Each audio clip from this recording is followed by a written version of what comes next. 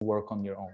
We understand that some of you prefer to be left alone and you don't like touch. There are different sensitivities. So of course, absolutely, absolutely. And the rest of you guys, you will wander around and you will improvise, you will help people turn.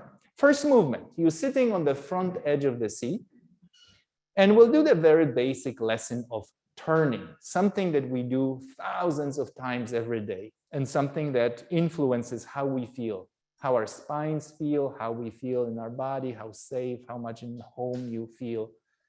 So begin by looking right and left. Turn right and turn left.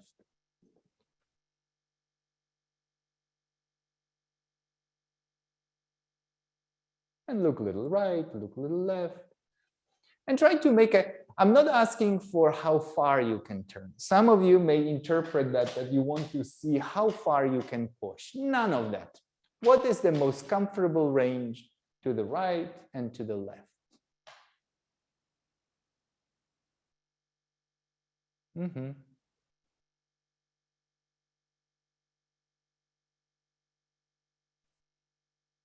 And pay attention.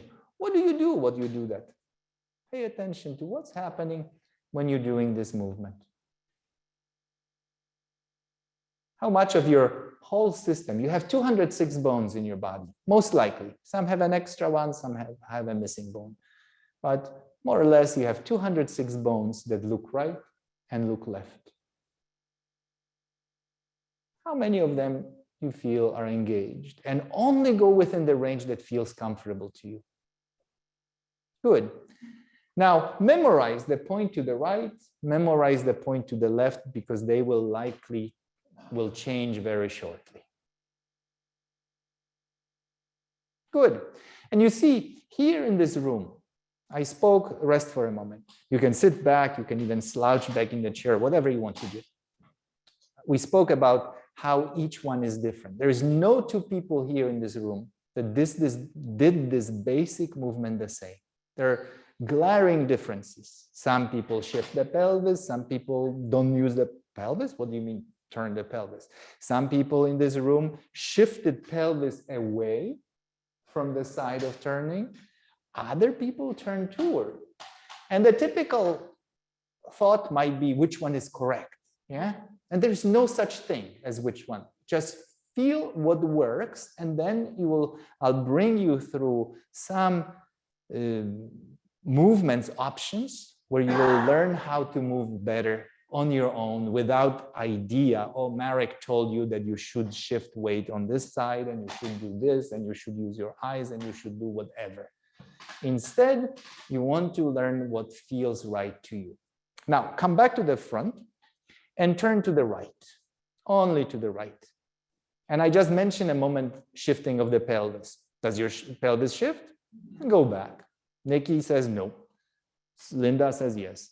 Yeah. Who's right? Nikki? No. Nikki, of course Nikki is right. How can she be not right? Go again, to the right and back. And feel, what do you do? And how do you shift or not shift your pelvis? What about your shoulders? What happens? Do you move your shoulders or no shoulders? Just the head and no shoulders. Go a few times. The shoulders a little bit. That's right. And that needs to be delicate.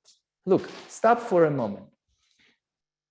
Can you see a difference? I'll lift my arm forward. And for me to move something forward, something in my system has to go back. What's going back? I lift my arm. What's going back? Torso. Torso. Be more specific. I have bigger expectation than that. Rib cage. In which direction? What do you see? Away from the hand. Away from the hand. Okay. Anybody sees the left shoulder? Yeah. The rib cage and the left shoulder. Can you see? I move my weight forward. To counterbalance, I move my left shoulder back. Right? I will exaggerate this. Just that option. What about here? What did I move back here? I have to move something back.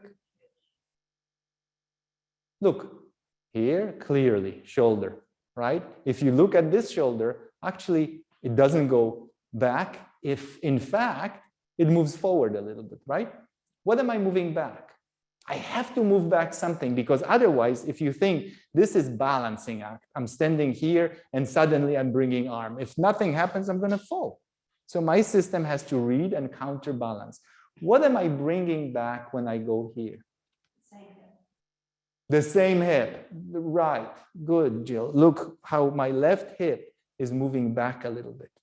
And this is actually even bringing this, right? I'm exaggerating now. Yeah, so I can have pattern like this, normally reaching forward, and then I do it on the other side, and I still do something like that, right? Interesting. Come back to the front edge and turn to the right again. Turn your head to the right and feel your right shoulder, lightly, simply.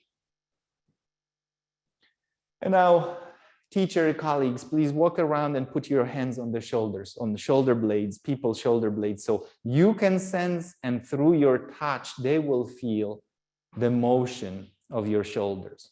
Turn right, and people will touch. If you don't like to be touched, just say, I want to be left alone. No hurt feelings. It's all good. And you continue. Of course, we don't have enough staff to touch all shoulders, but people will walk around. You will have a chance to experience. Turn again to the right and feel right shoulder going back, left shoulder going forward. And then come back and go again. Right shoulder goes back, left shoulder goes forward.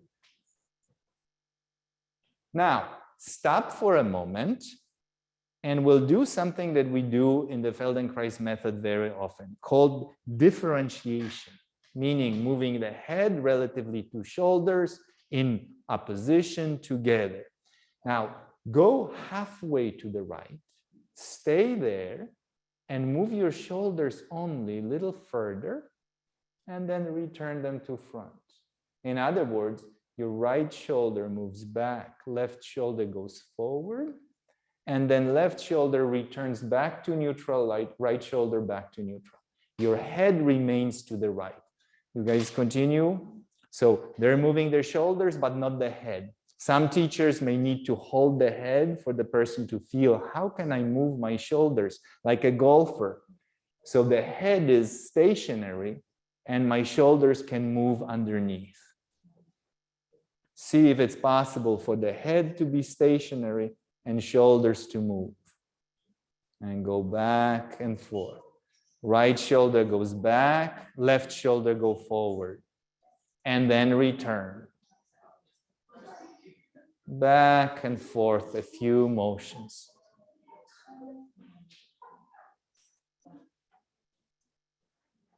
A few more times. The most important is your experience. What are you experiencing? What are you experiencing? Shoulder goes back, head stays. Good. Go back to neutral. Stop for a moment. Take a breath in and out. And go back to your original movement and see, do you see further to the right? There's something about moving your head relatively to shoulders that freed your original movement. Some of you will feel, wow, I'm going another 10%. Some of you will feel no difference yet. That's okay. Check it, go a few times. Great. Go one more time, halfway. This time, shoulders remain rotated to the right and head moves back to neutral and to the right. Back to neutral and to the right. Simple, light, nothing to it. Your shoulders remain rotated. Head goes left, right, and left or straight to the middle. And just to the right, straight to the middle. Do not turn the head further to the left, just to neutral. And feel, what does that feel like? The learning is experiential, through experience. Experience needs to be nice, soft, not challenging. For some, just tiny movement. Up, up, up, up, simple. Good. Come back to the middle. Turn everything again to the right and back. And see, is there another improvement? Go back and forth. Some of you feel that's weird. Yeah? You improved. You improved without stretching. Good.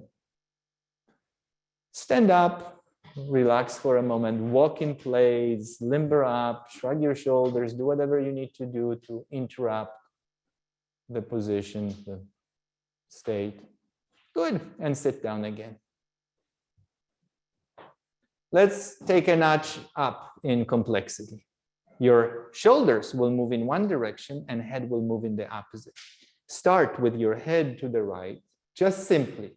Don't murder yourself. Don't go to the point where, that's killing me. No need to. Go a little bit to the right.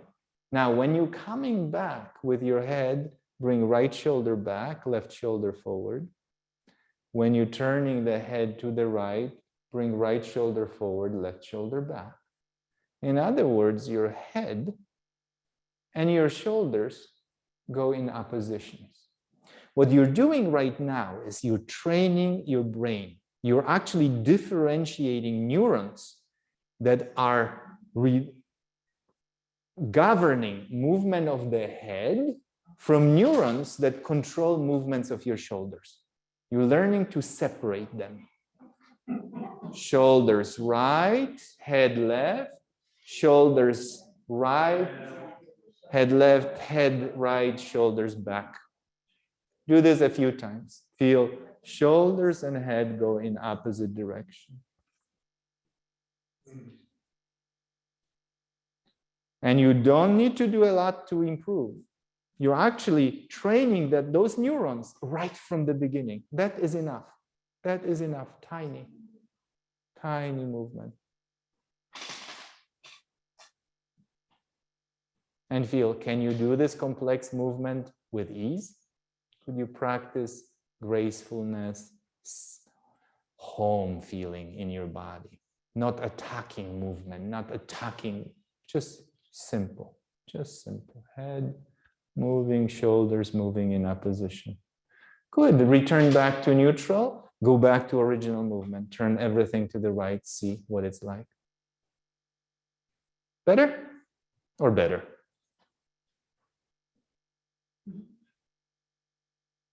Great. Sit back and rest a moment, close your eyes, and feel for a moment if you sense a difference in the two sides of your body, right side and the left side of your body. What kind of difference? Maybe your face feels, some of you may feel kind of big change. Some of you feel like one side is drooping or face is drooping, neck is longer, side of the chest feel more spacious. Some of you don't feel as dramatic change. And some of you may feel zero change at all, and that's okay. I was actually, in my initial experiences with the Feldenkrais method, I felt zero difference after classes. I would do the whole class, people say, wow. And I said, what wow? I don't feel any change. It took years for me to start to actually make sense that these are important changes. I thought it's like, so what if the right shoulder is lower, left shoulder? I didn't know how to even digest that until it started to kind of make sense that, oh, this change is an example of shift in me, an important shift, not just like some one side getting longer. Come to the front edge. Now, I understand that many of you have done this lesson already, and it may be boring, but don't make it boring.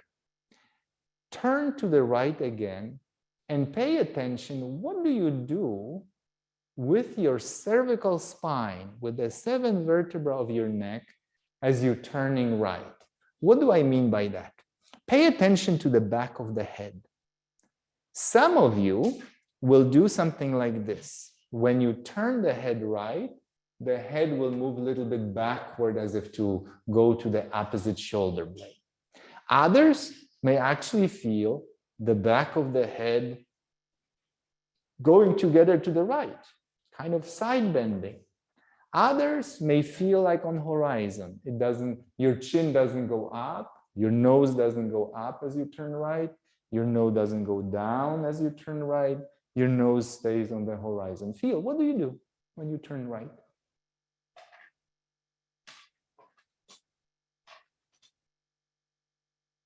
And now turn to the left. What do you do with the back of your head when you're turning left? Is it exactly the same movement or is it different? Where's the back of your head pointing? Some of you, the back of the head points up. Others, the back of the head points down. What do you do when you turn your head? Great. Go only to the right and experience three-way movement. Turn to the right and bring your chin a little bit up. This is when you're moving at the very top of your cervical spine. Your chin as if you wanted to actually look up and to the right. Very gently. Feel that motion. Again, you don't need to go to the limit to notice. Come back. Now turn to the right, but bring your nose like a rainbow toward your shoulder, where the back of the head actually goes up. Could you imagine like an arrow sticking from the back of the head? That arrow is pointing up and left. So your nose is pointing down and right. These are different vertebrae that are turning. Can you identify by the feeling of the movement? Where in your neck you're turning now? Which vertebra turn? There are many of us that have tendency to use only parts of our even neck. I'm not even talking about the rest of the spine. Now go one and one. Once turn to the right where your nose and chin go up. Come back to the middle. Then turn right when the nose and chin goes down. Is one much more familiar to you? Is one clearer to you? Would you say this is how you normally turn your head?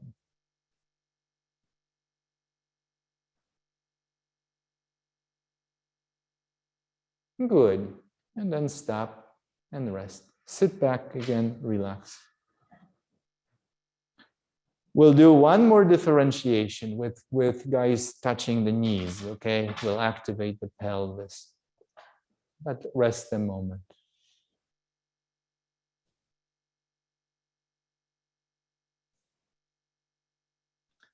Pay attention to your current state of your body, but also state of your mind.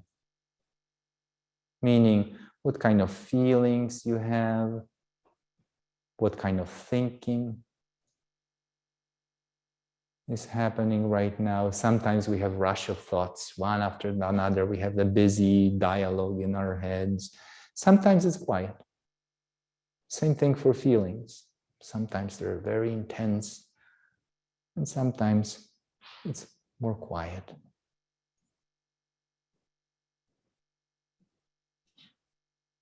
Good. Stop, come back to the front edge of the seat.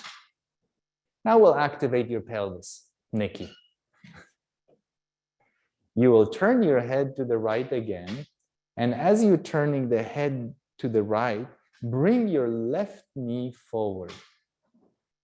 At the same time, your right knee will go in, and our practitioners will walk around and they will put their thumbs on your front of your knees. So you'll be able to feel that you're pressing with the left knee below the kneecap, and you're moving away from their thumb as you turn right. So again, feel you turn right, and your pelvis is turning in such a way that your left knee goes forward and the right knee goes back.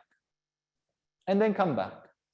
Again, don't do robotic movements. Light, light, light. The art is to find the movement even, you see, Long ago, I believed this. Stop for a moment. Or if you're working, work.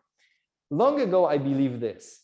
The movement needs to be big because there is certain amount of chains or links until it penetrates. In other words, if you imagine the head rotating, the first cervical, second cervical, third, and so down, down, down, down, until it reaches the pelvis. So therefore, I felt that before I can sense my pelvis, I need to move a certain distance, until I found out that it's not true. The movement is right there from the beginning. Even if you turn like this, it's small. It's proportionally small, but the movement is there right from the beginning. Don't get fooled thinking that in order to feel your pelvis, you need to make some huge motion. Actually, the Olympic Games of Feldenkrais is for you to sense nothingness, like this. You feel your arches of the feet with this only. You reach to, I don't know, give somebody fruit or something.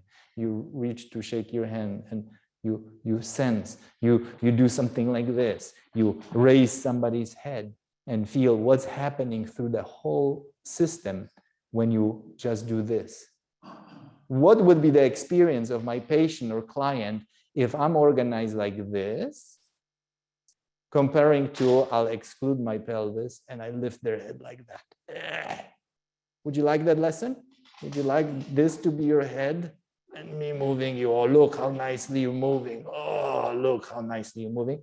Comparing to this. And look how nicely. You see the difference?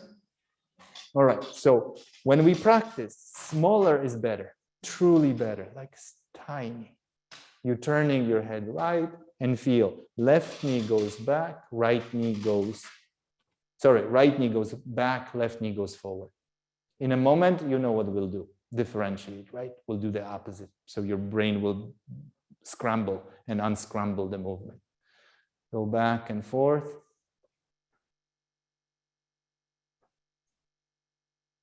Are you breathing? If you don't breathe, you'll die.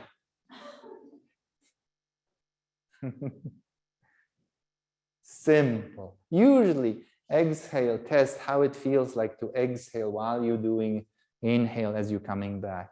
Then test what it feels to do the opposite. And you choose which one is better for you.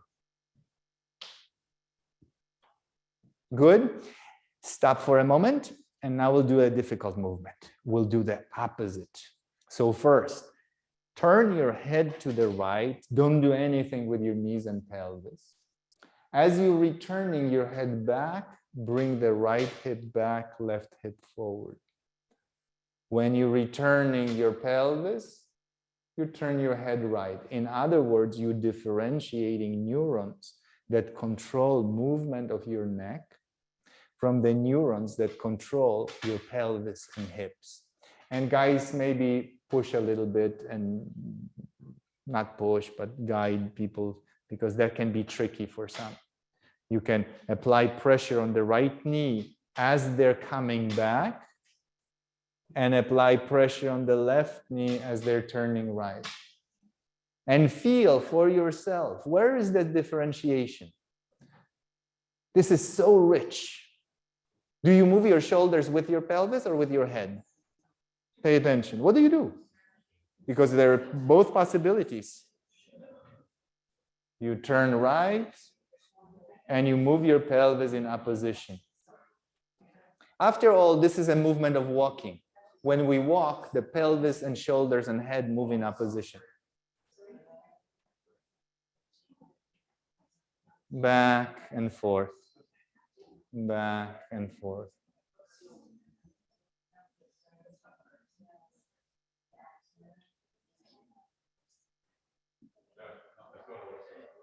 Another 2 movements, stop, and now let go and go to do the original movement when the pelvis is allowed to go together. And feel, what's that like? Can you sense? Do the original movement. Turn right, come back. And feel if the movement flows better. If it's more spontaneous, if it's lighter.